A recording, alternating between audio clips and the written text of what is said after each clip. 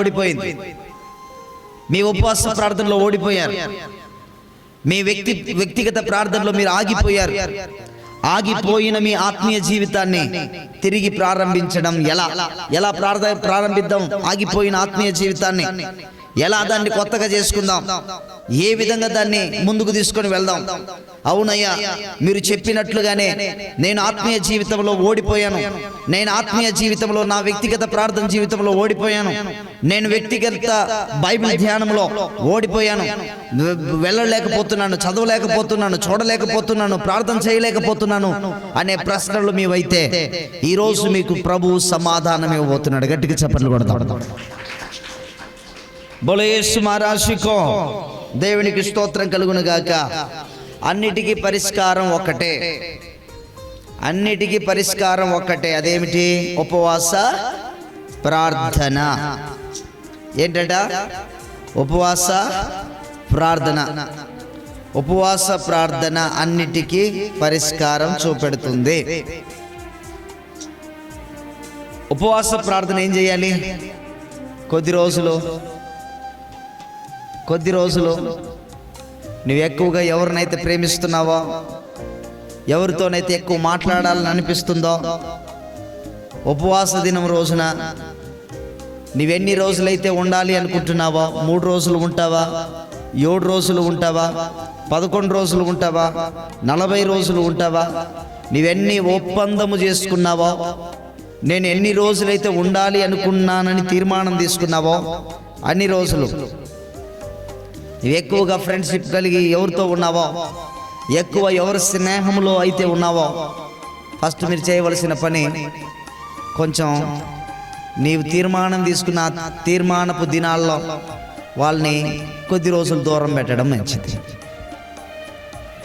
వాళ్ళని దూరం పెట్టాలి. రెండవ పని, సోషల్ మీడియాను దూరం పెట్టాలి. అదేనండి, వాట్సాప్ అంటూ, సీరియల్ అంటూ, సినిమాలంటూ కూర్చుంటున్నారే, సెల్ ఫోన్ ముందు కూర్చుంటున్నారే, వాటిని కొంచెం దూరం పెట్టాలి. రెండవ పని. మూడవది తిండిని దూరం పెట్టాలి. ఎందుకంటే ఉపవాస ప్రార్థన కదా, కొంచెం కడుపు కాల్చుకోవాలి. ఏం కాదు, నువ్వన్నీ 3 రోజులు ఉంటావా, 1 గంట ఉంటావా, 2 గంటలు ఉంటావా తెలియదు. కొంతమంది ఉదయకాలం నుంచి 3 గంటల వరకు ఉండే వాళ్ళు ఉంటారు. మరి ఉదయకాలం నుంచి పొద్దున్న నుంచి 3 గంటల వరకు మీరు ఉండేవాళ్ళు, నిజం చెప్పండి, అబద్ధం చెప్పొద్దు. కొన్ని సంవత్సరాల నుండి, 10 సంవత్సరాల నుండి, 20 సంవత్సరాల నుండి, 7 సంవత్సరాల నుండి దేవుణ్ణి నమ్ముకున్నప్పటి నుంచి కావచ్చు, మేము ప్రతి శుక్రవారం, ప్రతి శనివారం, ప్రతి ఆదివారం పొద్దున్న నుంచి సాయంత్రం 3 లేదా 6 గంటల వరకు పచ్చి నెల్లగూడు ముట్టం. ఒకవేళ నీళ్లు తాగినా భోజనం మాత్రం మేము చేయమండి. అలా నేను ఉపవాసం ఉంటానని వాళ్ళ చేతులు పైకెత్తుతారా? సూపర్, మీరెంత గ్రేడో.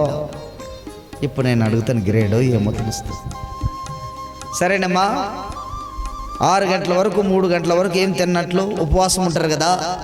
ఆ ఉపవాసం ఉంటానని తీర్మానం తీసుకున్నటువంటి ఆ దినాల్లో, ఉపవాసం ఉన్నటువంటి ఆ సమయంలో కనీసం ఒక 2 గంటలైన దేవునికి అవకాశం ఇచ్చావా? అదే వ్యక్తిగత ప్రార్థన. దేవా, ఈరోజు నేను ఈ విషయమును బట్టి ఉపవాసం ఉండాలి, ఈ విషయమును బట్టి ఉపవాసం ఉంటున్నాను, ఇదిగో నా పట్ల నువ్వు కృప చూపిస్తున్నావని నేను నమ్మి ఇదిగో నీ దగ్గరికి వచ్చాను, నీకు కృతజ్ఞతాస్తుతులు చెల్లిస్తున్నాను. ప్రభా, నా పట్ల నీ చిత్తం జరిగించండి, నేను పాపిని, నాకు మారు మనసునివ్వండి, నాకు పక్షతాప హృదయాన్ని ఇవ్వండి, ఈ ఉపవాస ప్రార్థన ద్వారా నన్ను మార్చండి అని ఆ రోజు, ఆనాడు నినివే పట్టణం ప్రార్థన చేసినట్లు గోనె పట్టగట్టుకొని ప్రార్థన చేసిందట, బూడిద పోసుకొని ప్రార్థన చేసిందట. ఇదిగో ఈ పట్టణాన్ని దేవుడు నాశనం చేస్తాడంటే, ఈ పట్టణాన్ని దేవుడు నాశనం చేస్తాడంట, మీరు గన మారకపోతే ఖచ్చితంగా ఈ పట్టణం నాశనం అవుతుందంట అని చెప్పగానే, ఆ వార్త విన్నగానే నినివే పట్టణం గోనె పట్ట కట్టుకుంది.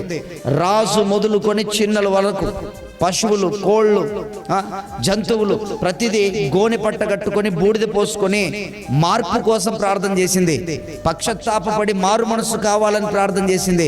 అయ్యో ఈ శాపకరమైనటువంటి ఈ శిక్ష మాకొద్దు, మేము బాగుండాలి, మేము మారుతాం, మాకు దేవుడు శిక్ష నుండి మమ్మల్ని తప్పించాలా, దేవుని యొక్క ఉగ్రత నుండి మేము తప్పించబడాలి, దేవుని యొక్క ఉగ్రత నుండి తప్పించబడాలి, దేవుని యొక్క శిక్ష నుండి మేము తప్పించబడాలి అని నినివే పట్టణం ఆ రోజు ప్రార్థన చేసింది. ఆ నినివే పట్టణస్తులు ప్రార్థన చేయగానే చంపాలి, ఆ పట్టణాన్ని నాశనం చేయాలన్న దేవుడు మనస్సును మార్చుకున్నాడు, వాళ్ళు పశ్చాత్తాపపడినందుకు.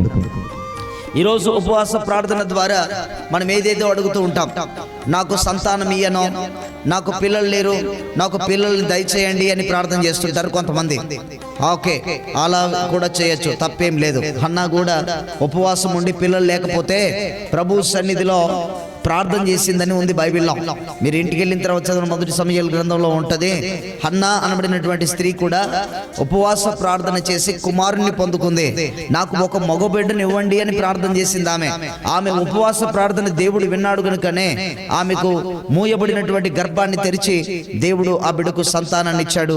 సమూయేలు ప్రవక్తను దేవుడు దయచేశాడు. దేవునికి స్తోత్రం కలుగును గాక. సరే, మీకు కావలసినటువంటి అవసరతలను బట్టి కూడా ఉపవాసం ఉండొచ్చు.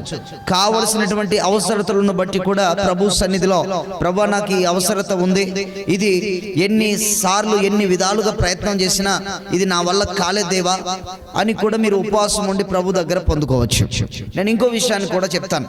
ఎంతమంది స్వస్థత కొరకు మరియు సమస్యల కొరకు మాత్రమే ఇన్ని రోజులు ఉపవాసం ఉన్నారో చేతుల పైకెత్తుతారా? వెరీ గుడ్, దేవునికి స్తోత్రం. నేనేమంటున్నానంటే వీటి కోసం ఉండడం తప్పు కాదు. ఎస్, దేవుడు కార్యం చేయవాడు, దేవుడు అద్భుతం చేస్తాడు, దేవుడు ఆశ్చర్య కార్యాలు జరిగిస్తాడు, దేవుడు ప్రతి ప్రశ్నకు సమాధానం ఇస్తాడు, ప్రతి కన్నీటి బొట్టును తుడుచువాడు.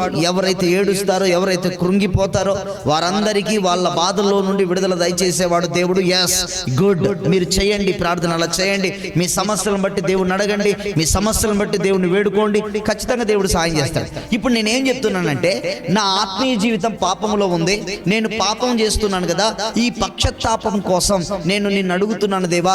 నేను చేయకూడని తప్పులు చేస్తున్నాను, చేయకూడని పనులు చేస్తున్నాను, వ్యభిచారం చేస్తున్నాను, మోహపు చూపు కలిగి ఉన్నాను, అబద్ధపు మాటలు మాట్లాడుతున్నాను, అనేక రకాలైనటువంటి అక్రమం కలిగి పాపిష్టి పనులు చేస్తూ నీకు అనేక రకాలుగా నేను మోసం చేస్తున్నాను దేవా అని ఎప్పుడైతే ఎవరైతే ఇంతవరకు మేము ఈ విషయమును బట్టి, ఆ తప్పును బట్టి మేము ఉపవాసం ఉండి పశ్చాత్తాపపడటానికి, ఆ పాపపు జీవితములో నుండి విడుదల పొందటానికి, ఆ వ్యభిచారమనే ఆ కూపంలో నుండి బయటపడటానికి, లేకపోతే ఆ దొంగ ఊబిలో నుండి బయటపడటానికి, ఆ యొక్క పనికిరానటువంటి మాటల్లో నుండి బయటపడటానికి మేము పశ్చాత్తాపడి మాకు ఈ జీవితమే వద్దు, ఈ పాతరోత జీవితమే వద్దు, మేము శ్రేష్టమైనటువంటి వారిగా, పరిశుద్ధమైనటువంటి వారిగా మేము ఉండాలి అని ఎందరైతే ఉపవాస ప్రార్థన చేశారో చేతుల పైకెత్తండి. ఎందరు ప్రార్థన చేశారు? ఇట్లాంటి అవుటికి చేయం మనం. చేతులు పైకెత్తండి అన్నాను. చేశారా?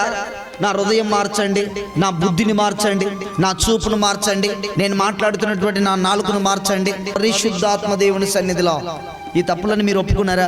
నన్ను క్షమించయ్యా, నేను ఆ పాపం చేశానయ్యా, ఆ తప్పును నేను చేశానయ్యా, అలా చేయకూడదని నాకు అనిపిస్తుంది, కానీ ఆ పాపిష్టి పనులు నేను విడిచిపెట్టలేకపోతున్నానే, అది నన్ను బాగా నలిపేస్తుంది. అయ్యో దేవా, నేను ఉపవాసం ఉండి ప్రార్థన చేస్తున్నాను, నాకు వద్దు ఆ పాపిష్టి జీవితం, వద్దు ఆ అపవిత్రమైనటువంటి జీవితం, వద్దు, నేను బాగుండాలి, నీకు ఇష్టమైన పాత్రగా ఉండాలి, నీవు కోరుకునే బిడ్డగా నేను ఉండాలి, నీకు నచ్చినటువంటి విధంగా ఉండాలి, నువ్వు పరిశుద్ధుడవు, నేను కూడా పరిశుద్ధంగా ఉండాలి అని ఎంతమంది ప్రార్థన చేశారో చేతుల పైకెత్తండి అంటున్నాను. ఎంతమంది ఉపవాసం ఉండి ప్రార్థన చేశారు? ఎప్పుడు చూసినా నా కాళ్ళు నొప్పి అవుతుంది, ఉపవాసం ఉండి చేస్తా, నా చేతులు నొప్పి అవుతుంది, ఉపవాసం ఉండి చేస్తా, నా కడుపు నొస్తుంది, ఉపవాసం ఉండి చేస్తా, నాకు పిల్లలు లేరు, ఉపవాసం ఉండి ప్రార్థన చేస్తా, నా కిడ్నీ సమస్య, ఉపవాసం ఉండి ప్రార్థన చేస్తా. పద్దాక దీని గురించే చేసుకుంటూ ఉంటే నీ ఆత్మీయ జీవితం పాడైపోతుంది కదా, నీ ఆత్మీయ జీవితం నాశనం అవుతుంది కదా, నీ ఆత్మీయ జీవితం నాశనకరమైనటువంటి స్థితిలోనికి వెళ్తుంది కదా. మరి దానికోసం ఎప్పుడు ప్రార్థన చేస్తావు నువ్వు? నేనే చెప్తున్నా, ఈ సంఘం ద్వారా దేవుడు ఎన్నో అద్భుతాలు చేస్తున్నారు, ఇప్పటికీ ఎన్నో కార్యాలు చేయబోతున్నాడు, ఎన్నో అద్భుత కార్యాలు చేస్తున్నారు, ఎన్నో ఆశ్చర్య కార్యాలు ప్రభు చేస్తూ ఉన్నారు, ఎన్నో గొప్ప గొప్ప కార్యాలు, మహిమ కార్యాలు ప్రభు చేశారు. సంతానం లేని వారికి సంతానాన్ని ఇచ్చాడు, గడ్డలను కరిగించాడు, కిడ్నీ సమస్యల్లో నుండి విడుదల దయచేశాడు, మరణకరమైనటువంటి స్థితిలో ఉన్నటువంటి వారిని కూడా బ్రతికించాడు. అవునాగా? సాక్ష్యాలు విన్నారా లేదు? పాత రోత జీవితాల్లో నుండి అనేకులు విడుదల పొందుకున్నారు. అయితే నేనేమంటున్నానంటే, మనం వీటి కోసం చెయ్యొద్దు అని చెప్పట్లేదు, వీటి కోసం చెయ్యండి, ఇది నీకు అవసరం. ఎస్, నువ్వు బాగుంటే ఇంకా దేవుని ఆరాధించగలుగుతావు. ఇదే మెయిన్ కాకూడదు నీకు అంటున్నా. నాకు రోగం ఒకటి బాగైతే చాలు, నాకు ఇంకా ఎట్లున్నా పర్వాలేదు అనేటట్లు చెయ్యొద్దండి. అదొద్దు, అలాంటి ప్రార్థన చెయ్యొద్దు. మార్పు చెందవలసినటువంటి ప్రార్థన, మారు మనసు పొందవలసినటువంటి ప్రార్థన. నినివే పట్టణం ఏ విధంగా భయభక్తులు కలిగి వాళ్ళ పాపిష్టి జీవితంలో నుండి విడుదల పొందుకుందో, దేవుని దగ్గర నుండి నాశనం కావలసినటువంటి ఆ పట్టణం ఏ విధంగా పక్షతాపపడి మారు మనసు పొందిందో, అలాంటి ఉపవాస ప్రార్థన మీరు చేశారా అంటున్నాను నేను. చేసామన్న వాళ్ళ చేతుల పైకెత్తండి. నాకు పక్షతాపం కోసం చేశానయ్యా, నా హృదయం మార్పు కోసం చేశానయ్యా. చేశారా నతనేలన్న గారు? చేశారా? నా జీవితం మారాలి, నా పిల్లల భవిష్యత్తు మారాలి. బైబిల్లో ఎవరున్నారు తెలుసా? యోబు అనబడినటువంటి వ్యక్తి ఉన్నాడండి. యోబు అనబడినటువంటి వ్యక్తి తన కుమారులు తప్పు చేస్తే ఉపవాసం ఉండి ప్రార్థన చేసి దేవునికి బలులు అర్పించబడట. తన కుమారులు తప్పు చేస్తే, తాను తప్పు చేయకపోయినా నా కుమారులు ఒకవేళ తప్పు చేస్తారేమో, వాళ్ళను బట్టి దేవుని సన్నిధిలో ప్రతి నిత్యం కృతజ్ఞతాస్తుతులు చెల్లిస్తూ, దేవా నా పిల్లల విషయమును బట్టి కూడా నేను ప్రార్థన చేస్తున్నానయ్యా, వారు కూడా ఏ తప్పిదము చేయకుండా వారిని బట్టి నీ సన్నిధిలో అడుగుతున్నానయ్యా, ప్రార్థన చేస్తున్నానయ్యా అని యోబు గారు ప్రార్థన చేశారట తన కుమారుల కోసం.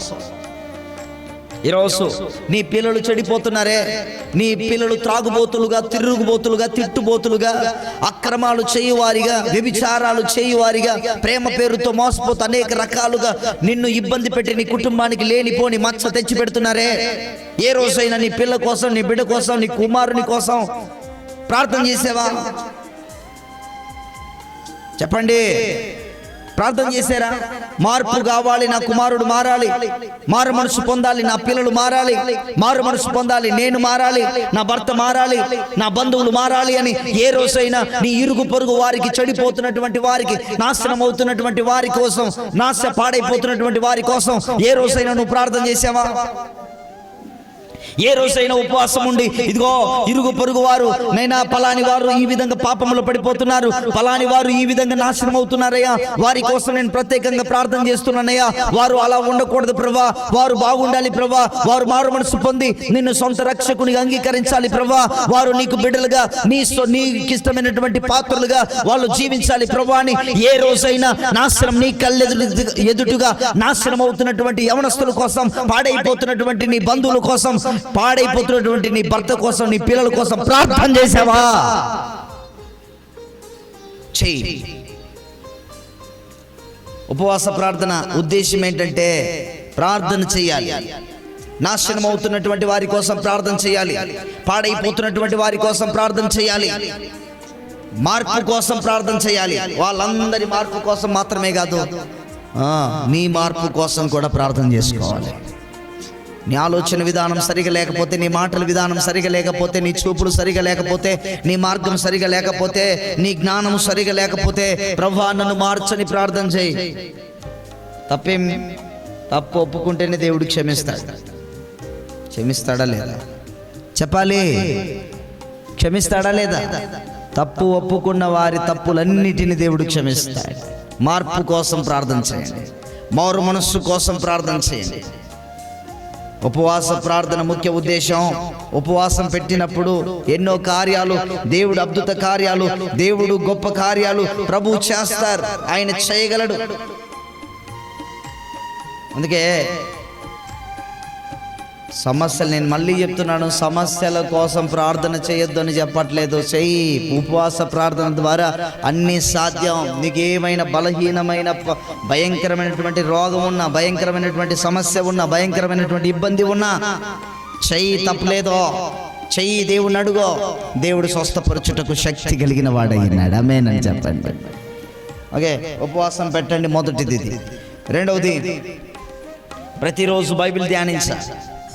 బైబిల్ ధ్యానిస్తానన్న వాళ్ళ చేతుల పైకెత్తండి. బైబిల్ ధ్యానించాలి, చదవాలి. ఆ రోజును 3 రోజుల్లో, 4 రోజుల్లో, 7 రోజుల్లో, ఎన్ని రోజులు నీ ఒప్పందం చేసుకున్నావో, ఎన్ని రోజులు ఉపవాసం ఉండాలి అనుకుంటున్నావో అన్ని రోజులు నువ్వు బైబిల్ బాగా ధ్యానించాలి, బాగా చదవాలి. నువ్వెన్ని అధ్యాయాలు చదవాలనుకుంటున్నావో, ఎన్ని పుస్తకాలు చదవాలనుకుంటున్నావో తిరిగేసేయి, చదువు, బాగా చదువు. బైబిల్ బాగా చదువు. భక్తుల జీవిత చరిత్రలు చదువు. ఎవరెవరి చరిత్రలు నీకు చదవాలనిపిస్తుందో ఆ ఉపవాసం రోజు చదువు. 1కి 4 సార్లు చదువు. అర్థం కాని విషయం పదే పదే చదువు. నీకు ఏ విషయం అయితే అర్థం కాదో దాన్ని ప్రభు సన్నిధిలో ప్రభువుని అడుగు. ప్రభా, ఈ విషయం నాకు అర్థం కాదు, నాకు నేర్పించు. అర్థం కాని సంగతులను ఎవరిని అడగాలి? ప్రభువుని అడగాలి, మనుషుల్ని కాదు అడగవలసింది, ప్రభువుని అడగాలి. నువ్వు ఉపవాసం ఉన్నావు, దేవుడు నీకు సమీపస్తునిగా ఉంటాడు. ఎందుకంటే ఆయన పేరును బట్టి ఉపవాసం ఉన్న వాళ్ళ ప్రార్థన వినడానికి ఆయన సమీపంగా ఉంటాడు, సమీపస్తునిగా ఉంటాడు. వాళ్ళ ప్రార్థన ఆలకిస్తాడు. ధ్యానించు బైబిల్. ఒకవేళ మీకు చదువు రాకపోతే ఆ ఉపవాస రోజున బైబిల్ విను, లేకపోతే దేవుని వాక్యాలు విను, దైవజనులు చెప్పినటువంటి వాక్యాన్ని విను. ఆ 2 గంటలు, 1 గంట దేవుని సన్నిధిలో నువ్వు కూర్చున్నటువంటి ఆ గదిలో ఆ వాక్యాన్ని పెట్టుకొని, పిల్లలు చెప్తారు కదా, అయ్యో పలాని వాక్యం పెట్టయ్యా, నేను వినాలి, ఉపవాసం ఉన్నాను, నేను వాక్యం వినాలని. వాక్యం ద్వారా బలపరచబడు. విను వాక్యం. చదువు రాకపోతే, నీకు చదువు వస్తే నువ్వెంత చదవాలి, ఎన్ని అధ్యాయాలు చదవాలో తీర్మానం తీసుకో. ఒక నోట్స్ సిద్ధం చేసుకో. చదివినటువంటి ఆ వాక్యాన్ని అందులో రాసుకో. ఏమైనా క్వశ్చన్ వేస్తే పెట్టుకో. ఆ క్వశ్చన్ ప్రభువుని అడుగు. ఈ ప్రశ్నకు ప్రభువు మీకు సమాధానం ఇవ్వబోతున్నాడు. హల్లెలూయా. ఏం చేయాలంట? బైబిల్ ధ్యానించాలి. రెండవది బైబిల్ ధ్యానించాలి. బైబిల్ అందుకే అంటుంది, కీర్తన గ్రంథం 1వ అధ్యాయం 2వ వచనంలో, దీవారాత్రములు, కీర్తన 1వ అధ్యాయం 1 నుంచి, దుష్టుల ఆలోచన చెప్పున నడువక, పాపుల మార్గమున నిలువక, అపహాసకులు కూర్చుండు చోటును, మైక్ తీసుకోండి, కూర్చుండు చోటును కూర్చుండక, యెహోవా ధర్మశాస్త్రమునందు ఆనందించుచు దీవారాత్రము దానిని ధ్యానించువాడు ధన్యుడు. ఆమేన్, హల్లెలూయా. దేన్ని ధ్యానించువాడు ధన్యుడనుందన్నా చెప్పాలి. దేనిని ధ్యానించువాడు ధన్యుడనుంది ఇక్కడ?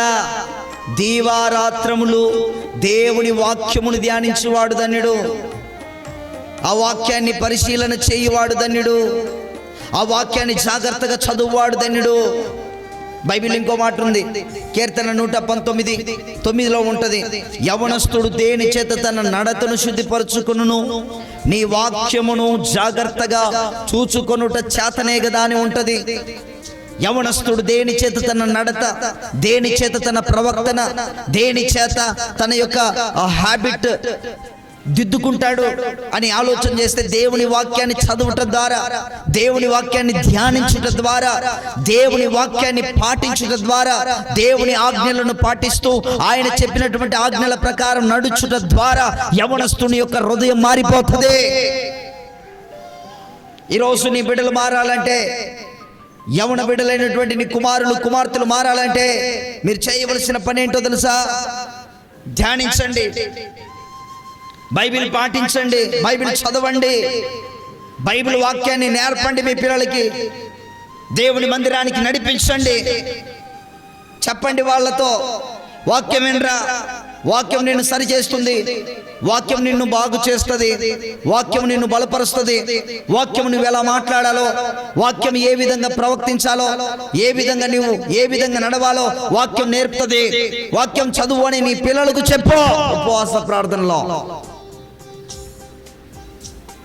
అందుకే కీర్తన గ్రంథంలో ఉంటుంది ఒక మాట, నీ వాక్యము నా పాదములకు దీపము, నా త్రోవకు వెలుగై ఉన్నది. దేవుని వాక్యము త్రోవకు వెలుగట. చీకట్లో నడుస్తున్నటువంటి వారికి దేవుని వాక్యం వెలుగుబాట. అందుకే వాక్యాన్ని చదవాలి, వాక్యాన్ని పాటించాలి, వాక్యం ప్రకారం నడవాలి. వాక్యం ఏదైతే చెప్తుందో, వాక్యం ఏదైతే ప్రకటించిందో, వాక్యం ఏదైతే వద్దు అని చెప్పిందో, వాక్యం ఏదైతే చెయ్యి అని చెప్పిందో, చెయ్యి అని చెప్పిన దాన్ని చెయ్యాలి, వద్దు అని చెప్పిన దాన్ని విడిచిపెట్టాలి. ఇవన్నీ తెలియాలంటే ఉపవాస ప్రార్థన ద్వారా మాత్రమే తెలుసుకోగలుగుతాం. నీ యవనస్తుడు, నీ పిల్లలు మారాలంటే వాక్యాల్లో పెంచండి. నీ పిల్లల్ని వాక్యములో పెంచు, నీ పిల్లల్ని వాక్యములో నడిపించు, నీ పిల్లల్ని దేవుని మందిరానికి నడిపించు, నీ పిల్లల్ని. మీరేమో చర్చికి వెళ్ళిపోతుంటారు, పిల్లలేమో ఇంటి ముందు ఆదివారం కదా ఈరోజు మంచి పిక్చర్ వచ్చి ఉంటుందిరా, మంచి సినిమా వచ్చి ఉంటుందిరా ఈరోజు, అమ్మా మీరు వెళ్ళండి, డాడీ మీరు వెళ్ళండి, కరెక్ట్ 10 గంటలకు 9 గంటలకు సినిమా స్టార్ట్ అయిపోద్ది, 12 గంటల వరకు మీకు చర్చ్ ఉంటుంది. మాకు 9 గంటల నుంచి 12 గంటల వరకు మంచి సినిమా ఉంటుంది, కొత్త సినిమా రిలీజ్ అయి ఉంటుంది. అందుకే మేము ఏం చేస్తాం, సినిమా చూసుకుంటుంటాం, మీరు చర్చికి వెళ్ళి ఏం చేయాలి, భజన చేయండి. అలాంటి పిల్లలు లేరా మీ ఇంట్లో? తల్లిదండ్రులుగా మీ బాధ్యత ఏంటి? ఆదివారం మీ పిల్లలు చర్చికి డుమ్మా కొట్టితే మీరేం చేయాలి? ఫస్ట్ దాన్ని బంద్ చేయి, పామ వెంట. వాడు మమ్మల్ని తంతాడయ్యా, తంతాడా, కొడతాడా మిమ్మల్ని? అంటే అంత పైకి ఎక్కించుకున్నారు వాడిని మీరు. జాగ్రత్త.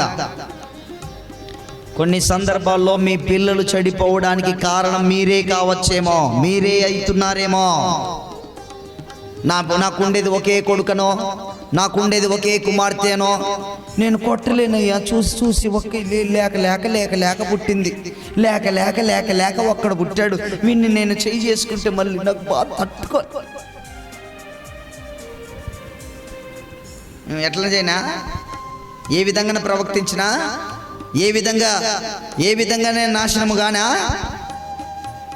ఒక కొడుకునో ఒక బిడ్డనో గారాబం చేసి పిల్లల్ని నాశనంలోనికి తీసుకొని రావద్దు. తల్లిదండ్రులారా మీకు జాగ్రత్త, మీరు జాగ్రత్తగా వినండి. మీ పిల్లలు తప్పు చేస్తే గద్దించు, మీ పిల్లలు పాడలవాట్లు కలిగి ఉంటే వాడిని గద్దించు, చెప్పండి వాళ్ళకి రాయ్ అని బెదిరించు, ఒక క్రమాన్ని నేర్పండి పిల్లలకి. దేవుని మందిరానికి వెళ్తే మీ వెంట ఆ పిల్లలను తీసుకుని వెళ్ళండి. బైబిల్ అదే చెప్తుంది, క్రమములో పెంచు, బైబిల్ ధ్యానములో పెంచు, బైబిల్ మార్గములో నీ పిల్లల్ని పెంచు. నీ పిల్లలు మారితే నీ పిల్లలు మంచి భవిష్యత్తును దేవుడు అనుగ్రహిస్తారు. దేవునికి స్తోత్రం కలుగును గాక. ఉపవాసం పెట్టండి. రెండవది, బైబిల్ ధ్యానం కలిగి ఉండండి. ఎందుకంటే బైబిల్ని మనం చదివినప్పుడు బైబిల్ మనం ఎలా ఉండాలో నేర్పిస్తుంది. అర్థమవుందా? బైబిల్ మనం ఎలా ప్రవర్తించాలో నేర్పిస్తుంది, బైబిల్ ఏ విధంగా మాట్లాడాలో నేర్పిస్తుంది, బైబిల్ ఏ విధంగా చూడాలో నేర్పిస్తుంది, బైబిల్ ఏ విధంగా ఆలోచన చేయాలో కూడా నేర్పిస్తుంది. మూడవదిగా మనం ఉపవాస ప్రార్థనలో మనం చేయవలసిన పని ఏమిటంటే స్తుతించాలి. దేవుడు చేసిన కార్యాలను బట్టి, దేవుడు చేసిన గొప్ప కార్యాలను బట్టి దేవుని స్తుతించాలా. స్తుతిస్తున్నాను అన్న వాళ్ళ చేతులపైకి ఎత్తండి. దేవుని స్తుతిస్తున్నాను, దేవుడు నాకు అన్ని విధాలుగా మేలు చేశాడు, అన్ని విధాలుగా నా పట్ల కృప చూపించాడు, అన్ని విధాలుగా నా పట్ల గొప్ప కార్యం ప్రభువు చేశారు, నాకు మేలు మహిమ కార్యాలు నా పట్ల ప్రభువు జరిగించారు, అందుకే నేను దేవునికి కృతజ్ఞతాస్తుతులు చెల్లిస్తున్నానన్న వాళ్ళ చేతులపైకి ఎత్తండి, చేతులపైకి ఎత్తండి. ఇదిగో ఎన్నిక లేని వాడనైనా నన్ను ఈరోజు ఉన్నతమైనటువంటి స్థితిలో పెట్టాడు, నా పిల్లలకి ఉన్నతమైనటువంటి ఉద్యోగాలు ఇచ్చారు, నా పిల్లలకు ఉన్నతమైనటువంటి భవిష్యత్తు ఇచ్చారు, నాకు ఉన్నతమైనటువంటి భవిష్యత్తు మంచి జీవితాన్ని నా దేవుడు నాకు ఇచ్చాడన్న వాళ్ళ చేతులపైకి ఎత్తండి. దాన్ని బట్టి మనం ఏం చేయాలా? కృతజ్ఞతాస్తుతులు చెల్లించాలా దేవునికి. ప్రభువే కదా నీ పట్ల కృప చూపించింది, ప్రభువే కదా నీకు ఆటో ఇచ్చింది, ప్రభువే కదా నీకు మంచి పంటనిచ్చింది. లేకపోతే నా శక్తితో దుడిశానయ్యా, నా శక్తితో కష్టపడ్డాను అంటావా? నా శక్తి ఇచ్చింది ఎవరో, బలాన్ని ఇచ్చేది ఎవరో, బలాన్ని ఇచ్చేది ఎవరో? ఎవడేగా ఇచ్చినటువంటి ఆయనకు, బలం ఇచ్చినటువంటి ఆయనకు మరి కృతజ్ఞతాస్తుతులు చెల్లించాలా లేదా మనం? ఈరోజు నేను ఇట్లా పని చేసుకుంటున్నానంటే, నేను ఈరోజు ఇట్లా ఉన్నానంటే కేవలం నీ కృపే, ఈ విధంగా ఉన్నానంటే నీ కృపే, 4 మెతుకులు నేను తింటున్నానంటే నీ కృపే, నేను మంచి భవిష్యత్తును అనుభవిస్తున్నానంటే, మంచి జీవితాన్ని అనుభవిస్తున్నానంటే నీ కృపే, నా పిల్లలకు మంచి భవిష్యత్తు ఇచ్చావంటే నీ కృపే. ఏడ్చినటువంటి నాకు నవ్వుని కలుగజేసావంటే నీ కృపే. ఎంతమంది ప్రార్థన చేస్తారో చేతులు పైకెత్తండి. నేను ఇలా చేశానన్నమాట. నీ కృప వల్ల మాత్రమే నేను ఇలా ఉన్నా, నీ కృప వల్ల మాత్రమే మా జీవితం ఇలా ఉందన్న వాళ్ళ చేతులు పైకెత్తండి. ఎస్, దేవుని కృప వలన మాత్రమే మనం ఆశీర్వదించబడ్డాం. దేవుని కృప వలన మాత్రమే. ఒకటి పోయింది, రెండోది వచ్చింది. ఒకటి స్టెప్పులు చేస్తాడు దేవుడు. కొన్ని సందర్భాల్లో దేవుడు నిన్ను గొప్ప చేయడానికి, మళ్ళీ చెప్తున్నా, దేవుడు నిన్ను గొప్ప చేయటానికి కొన్ని సందర్భాల్లో నువ్వు ఏదైతే కోరుకుని ఉంటావో, ఏదైతే ఇష్టపడి ఉంటావో, ఏదైతే నాకు ఇది కావాలి, ఇది నాకు ఖచ్చితంగా అవసరం అని నువ్వు కోరుకున్నది కొన్ని సందర్భాల్లో ఎవడు దేవుడు. మీకు అర్థమవుతుందా? మీరు కొన్ని కోరుకుంటారు, నాకు ఇది కావాలంటే కావాలి, ఈ బైక్ నాకు కావాలంటే కావాలి,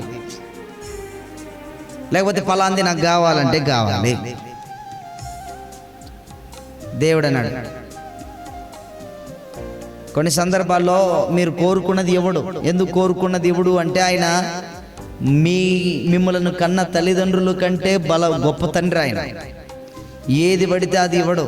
కొన్ని సందర్భాల్లో మీరు కోరుకున్నది గన మీకు కీడు చేసేది అయితే, బాగా వినండి, మీరు కోరుకునేది మీకు కీడు చేసేదైతే బ్రదర్, మీకు అర్థమవుతుందా? మీరు కోరుకునేది గన మీకు కీడు చేసేదైతే, మళ్ళీ చెప్తున్నా సిస్టర్, మీరు కోరుకునేది మీకు కీడు చేసేదైతే మీరు ఏండ్ల తరబడి ప్రార్థన చేసిన దేవుడు ఇవ్వడు. కీడు చేసేది ఎందుకు ఇస్తాడు? ఆయన రక్తం ద్వారా కడగబడ్డావు నువ్వు. ఆయన రక్తం ద్వారా కడగబడినటువంటి నీకు కీడు ఏదైనా చేస్తుంది అని తెలిసిన దానిని నువ్వు అడిగితే దాన్ని ఎవడు చూసి కీడులో నిన్ను నెట్టివేయడు. అది నీకు కీడని తెలియకపోయినా దేవునికి తెలుసు. అందుకని నువ్వు ఏండ్ల తరబడి ప్రార్థన చేసినా ఇవ్వడు. అప్పుడు నీవు అనుకుంటావు, నేను కొన్ని ఏండ్ల నుండి ప్రార్థన చేస్తున్నాను కదా, కొన్ని రోజుల నుంచి ప్రార్థన చేస్తున్నాను, ఇంకా దేవుడు ఎందుకు ఇవ్వట్లేదు అని ప్రార్థన చేస్తుంటాం. అది కీడు, నీకు కీడు కలుగజేసేదేమో, అందుకే దేవుడు ఇవ్వలేదేమో. అప్పుడు నువ్వే స్టాప్ కావాలి. అప్పుడు నువ్వు ప్రార్థన ఏం కావాలి? ప్రభా, నేను అడిగింది ఇన్ని రోజులు, ఇన్నేళ్ళు అడిగాను కదా, దీన్ని ఇన్ని రోజులు ఇన్నేళ్ళు అడిగింది, ఇది నీవు నా పట్ల ఏదైనా నాకు కీడు కలుగజేసేదేమో. అయితే ప్రభా, అది కీడు కలుగజేసేదైతే దాన్ని నేను అడగను. మరి నాకేమి ఇవ్వాలనుకుంటున్నావో, నీ చిత్తములో ఏమి దయచేయాలని నీకు కోరిక ఉందో దాన్ని నువ్వు నాకు ఇవ్వండి ప్రభా అని ప్రార్థన చేయి. ఎప్పుడైనా నా ఇష్టం నెరవేర్చండి ప్రభా అని ప్రార్థన చేయొద్దు, నీ చిత్తమే జరిగించండి ప్రభు అని ప్రార్థన చేయి. నా ఇష్టం నెరవేర్చండి, నా కోరిక నెరవేర్చండి, నాకు ఆశ ఉంది, నాకు అది ఉంది, ఇది ఉంది, ఇవి చేయొద్దండి. అర్థమవుతుందా? ఇలాంటి ప్రార్థన చేయొద్దండి. నాకు ఇష్టమైంది కాదు ప్రభా, నీకు ఇష్టమైంది నాకు ఇవ్వండి అని ప్రార్థన చేయండి. ఎంతమంది ఇలా చేస్తున్నారు? చేతుల పైకెత్తండి. కొన్ని సందర్భాల్లో దేవుడు ఇచ్చేది మీకు ఇష్టమే లేకుంటుంది. ఇది కూడా చెప్తున్నా, కొన్ని సందర్భాల్లో దేవుడు ఇచ్చేది లేకపోతే దేవుడు ఇచ్చింది మీకు ఇష్టమే లేకుంటుంది. అది నేను అడిగింది ఒకటైతే దేవుడు ఇచ్చింది ఒకటే అనిపిస్తుంటుంది. విచిత్రం ఏంటో తెలుసా? అది కొన్నేండ్లు అయితే కూడా మీకు అర్థం కాకుంటుంది. దాన్ని చూస్తే మీకు విసుకొస్తుంటుంది, ఆ పనిని చూస్తే విసుకొస్తుంటుంది. ఇది కాదు నేను అడిగింది, ఇది కాదు నేను అడిగింది, ఇది కాదు నేను అడిగింది అని అంటుంటాను. కానీ దేవుడు ఆ కొంచెమునే విస్తారంగా ఆశీర్వదించినప్పుడు అప్పుడు అంటావు, ఇందుకా దేవా నాకు ఇచ్చింది అని. ఇది నీకు తెలియదు. ఎందుకంటే మన మనుషులో మనకు అట్లా ఉంటుంది తొందరపాటు. జల్లెల్దిగా దాన్ని ఏం చేయాలంటే, మెట్టు నుంచి ఒకటేసారి 10 మెట్లు ఎక్కాలనుకుంటాం మనం. ఒక్కొక్క స్టెప్ ఎక్కాలని చూడం. ఫలానోడు బాగుపడ్డాడు, నేను వానికంటే ఎక్కువ కావాలా? ఎట్లా? అడ్డదారులను దొక్కాల. ఎన్ని అడ్డదారులు దొక్కినా గెలిస్తే గెలుస్తావు, ఓడిపోతే ఒకవేళ నువ్వు గెలిచినా తుప్పని పడతావు. ఎందుకంటే క్రమం తెలియకుంటుంది, పద్ధతి తెలియకుంటుంది. దాన్ని ఎలా అధిగమించాలో, ఎలా ఆ శ్రమలో నుండి. మీరు బాగా వినండి, ఒక్కొక్క స్టెప్ ఎక్కితే ఆశీర్వాదమా, ఒక స్టెప్ నుంచి డైరెక్ట్ 10 స్టెప్పులకు ఎక్కితే ఆశీర్వాదమా? ఏది మీకు నెమ్మదినివ్వగలుగుతుంది? ఒక్కొక్క స్టెప్ ఎక్కితేనే కదా. ఒక్కొక్క స్టెప్ ఎక్కితే ఒక్కొక్క స్టెప్ దగ్గర ఒక్కొక్కటి నేర్చుకుంటావు. అర్థమైందా నేను చెప్పింది? ఒక్కొక్క స్టెప్ దగ్గర ఒక్కొక్క పాయింట్, ఒక్కొక్క పాఠం నేర్చుకుంటావు. నువ్వు ఒక మెట్టెక్కేసి ఒక పాఠం నేర్చుకొని ఒకటేసారి ఒక పాఠం ఎందుకు 10 పాటలు ఒకటేసారి నేర్చుకుంటావంటే